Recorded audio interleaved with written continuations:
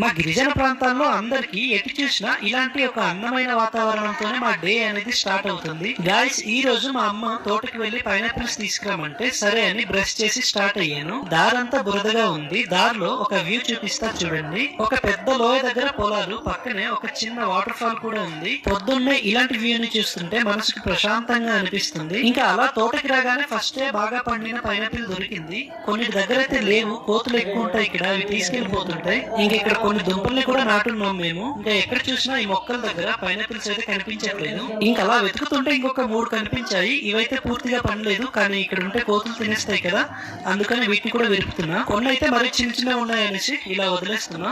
ఇంకా లాస్ట్ లో ఒకటి దొరికింది. ఇంకా అలా దారిలో ఈ తాతగారు కూడా వాళ్ళ తోటకు వెళ్లి పైనాపిల్స్ తెస్తున్నారు. చూపించమంటే చూపించారు. చూడండి ఎన్ని పండున్నాయో. ఈ పైనాపిల్స్ మా ఊర్లో చాలా ఎక్కువ దొరుకుతాయి. ఎక్కువ ఉన్న వాళ్ళు సంతల్లో అమ్ముతారు, తక్కువ ఉంటే ఇంట్లో తినడానికి తెచ్చుకుంటారు. గాయస్, అలా ముందుకు వస్తే మా తోట